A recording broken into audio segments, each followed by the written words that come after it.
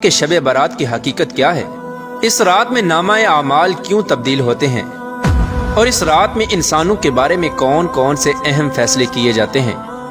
اور اگر خدا نخواستہ ہمارا نام بھی مردہ لوگوں کی لسٹ میں لکھ چکا ہو تو ہمیں کیا کرنا چاہیے، اس رات کتنے لوگوں کی مغفرت کی جاتی ہے، اور اس رات کون سے وہ بدبخت لوگ ہیں جن کی مغفرت نہیں کی جاتی، اور حضور صلی اللہ تعالی علیہ وآلہ وسلم نے اس رات کون کون سے عمل کرنے کا ارشاد فرمایا، اور با تقاضۂ مسلمان ہم کو شب بارات کو کس طرح گزارنا چاہیے۔ پیارے دوستو، ان تمام تر سوالات کے جوابات قرآن و حدیث کی روشنی میں آج کے اس ویڈیو میں ہم آپ کو بتائیں گے، لہٰذا آپ سے گزارش ہے کہ ہماری اس ویڈیو کو اینڈ تک ضرور دیکھیے گا۔ پیارے دوستو، شعبان المعظم کی 15ویں رات کو شب برات کہا جاتا ہے۔ شب رات کو کہتے ہیں اور برات کے معنی ہے بری ہونا، چونکہ اس رات کو مسلمان توبہ کر کے اور اللہ تبارک و تعالیٰ کی بارگاہ میں اپنے گناہوں کی معافی طلب کرتے ہیں، اور اللہ تبارک و تعالیٰ کی بارگاہ میں اپنے گناہوں کو چھوڑنے کا عہد کرتے ہیں، تو اللہ تبارک و تعالیٰ اپنی رحمت کے صدقے بے شمار مسلمانوں کو جہنم سے نجات دیتا ہے، اس لیے اس رات کو شب برات کہتے ہیں۔ حضرت عطا بن یسار رضی اللہ تعالی عنہ بیان فرماتے ہیں کہ لیلۃ القدر کے بعد شعبان کی 15ویں رات سب سے افضل رات ہے۔ پیارے دوستو، آپ کو بتاتے چلیں کہ شب برات فرشتوں کے لیے اللہ تبارک و تعالیٰ نے عید کا دن مقرر کیا ہے، جس طرح کہ اللہ تبارک و تعالیٰ نے زمین پر رہنے والے انسانوں کو 2 عیدیں عطا فرمائیں، اسی طرح اللہ تبارک و تعالیٰ نے آسمان والوں کے لیے بھی 2 عیدیں مقرر کر رکھی ہیں، ایک شب برات اور دوسری شب قدر۔ انسان چونکہ یہ دونوں عیدیں دن میں مناتے ہیں، جبکہ فرشتے یہ دونوں عیدیں رات کو مناتے ہیں۔ اللہ تبارک و تعالیٰ نے ان دونوں راتوں کو فرشتوں کے لیے عید اس لیے مقرر کیا کیونکہ انسان رات کو سو جاتا ہے، جبکہ فرشتے رات کو سوتے نہیں، وہ ہر وقت اللہ تبارک و تعالیٰ کی عبادت میں مصروف رہتے ہیں۔ پیارے دوستو، شب برات کے متعلق اللہ تبارک و تعالیٰ قرآن پاک میں ارشاد فرماتا ہے، قسم ہے اس روشن کتاب کی، بے شک ہم نے اسے برکت والی رات میں اتارا، بے شک ہم ڈر سنانے والے ہیں۔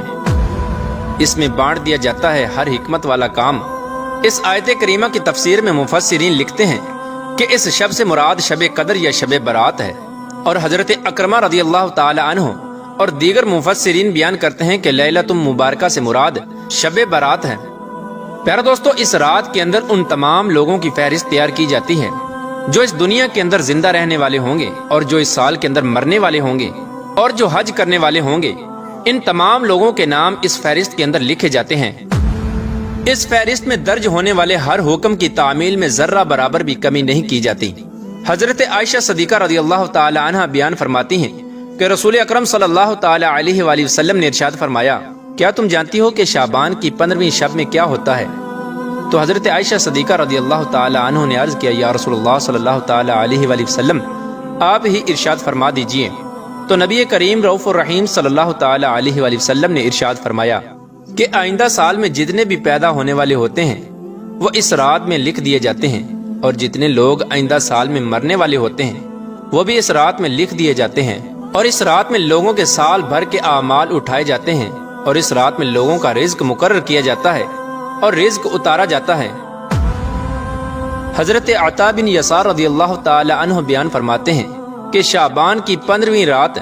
اللہ تبارک و تعالی ملک الموت کو ایک فہرست دے کر حکم فرماتا ہے کہ جن جن لوگوں کے نام اس فہرست میں لکھے ہیں ان کی روحوں کو آئندہ سال مقررہ وقتوں پر قبض کرنا۔ پیارے دوستو، اس رات میں لوگوں کی زندگی اور موت کا فیصلہ ہو چکا ہوتا ہے،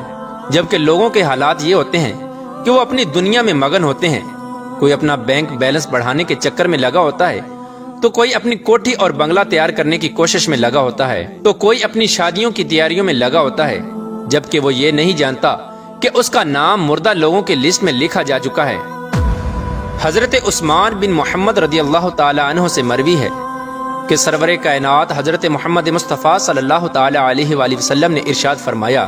کہ ایک شعبان سے دوسرے شعبان تک لوگوں کی زندگی منقطع کرنے کا وقت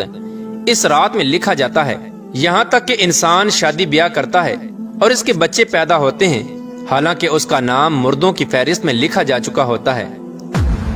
پیارا دوستو، شب برات کی ایک بہت بڑی خصوصیت یہ بھی ہے کہ اس رات میں اللہ تبارک و تعالیٰ بے شمار لوگوں کی بخشش فرماتا ہے، جیسا کہ حضرت عائشہ صدیقہ رضی اللہ تعالی عنہ بیان فرماتی ہیں کہ ایک رات میں نے حضور اکرم صلی اللہ تعالی علیہ وآلہ وسلم کو اپنے پاس نہ پایا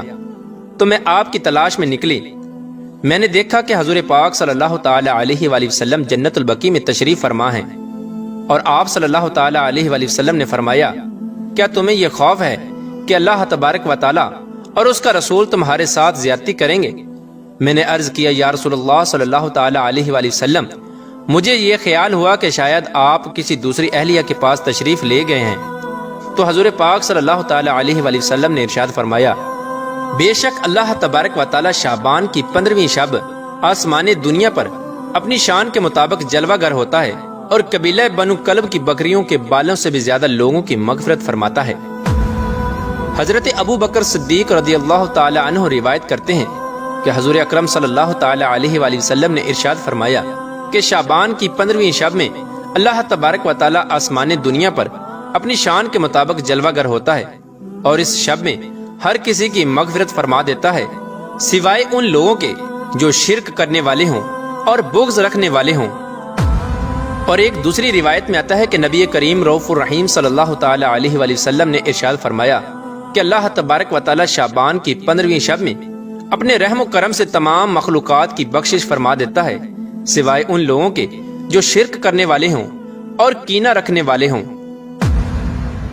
حضرت عبداللہ بن عمر بن عاص رضی اللہ تعالی عنہ سے روایت ہے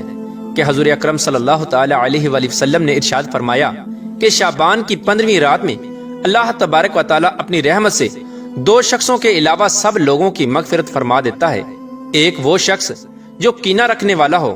اور دوسرا وہ شخص جو کسی کو ناحق قتل کرنے والا ہو۔ پیارا دوستو، شب برات میں فرشتوں کو بعض امور دیے جاتے ہیں،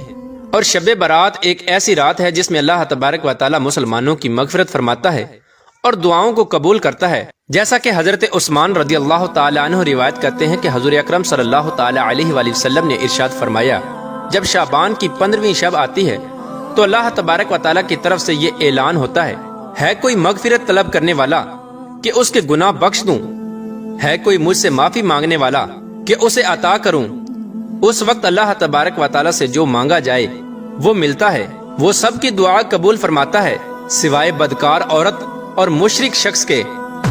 حضرت علی رضی اللہ تعالی عنہ سے روایت ہے کہ غیب بتانے والے آقا و مولا حضرت محمد مصطفیٰ صلی اللہ تعالی علیہ وآلہ وسلم نے ارشاد فرمایا، جب شعبان کی 15ویں رات آتی ہے تو رات کو قیام کرو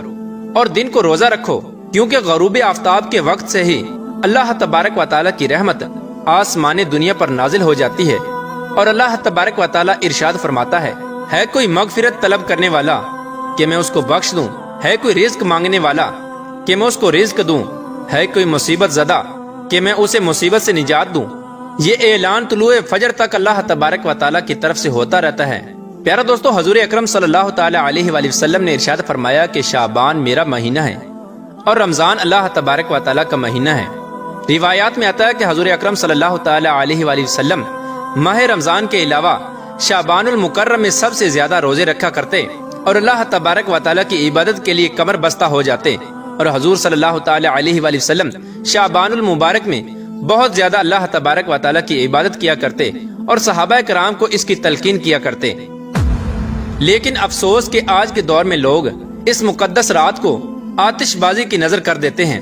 جس رات میں اللہ تبارک و تعالی سے مغفرت طلب کرنی چاہیے، اس رات کو آج کے مسلمان فضول خرچی اور آتش بازی میں گزار دیتے ہیں، اور اللہ تبارک و تعالی کو راضی کرنے کی بجائے الٹا ان گناہوں کے اندر مبتلا ہو کر اللہ تبارک و تعالی کی نافرمانیاں کرنے لگتے ہیں اور اللہ تبارک و تعالی کو ناراض کر بیٹھتے ہیں۔ پیار دوستو، اس رات کے اندر ہمیں کثرت سے اللہ تبارک و تعالی کی عبادت کرنی چاہیے اور ہمیشہ ہمیشہ کے لیے اپنے گناہوں سے توبہ کرنی چاہیے، کیونکہ ہو سکتا ہے کہ ہمارا نام بھی ان لوگوں کی فہرست میں لکھا جا چکا ہو جو اس سال مرنے والے ہیں۔ ہمیں چاہیے کہ ہم اپنے تمام گناہوں سے توبہ کریں اور اللہ تبارک و تعالی کی بارگاہ میں اپنے گناہوں کی معافی طلب کریں۔ پیار دوستو، شب برات کی رات کو اللہ تبارک و تعالی کی بارگاہ میں گزارنا چاہیے اور شب بیداری کرنی چاہیے، جیسا کہ رسول اللہ صلی اللہ تعالی علیہ وآلہ وسلم خود بھی شب بیداری کرتے اور دوسروں کو بھی شب بیداری کرنے کی تلقین فرماتے اور اللہ تبارک و تعالی کی عبادت کرنے کا حکم ارشاد فرماتے۔ اللہ تبارک و تعالی سے دعا ہے کہ حضور پاک صلی اللہ تعالی علیہ وآلہ وسلم کے بتائے ہوئے راستے پر چلنے کی توفیق عطا فرمائے اور حضور صلی اللہ تعالی علیہ وآلہ وسلم کی محبت کے اندر جینا مرنا نصیب فرمائے، اور اس رات کے صدقے اللہ تبارک و تعالی ہماری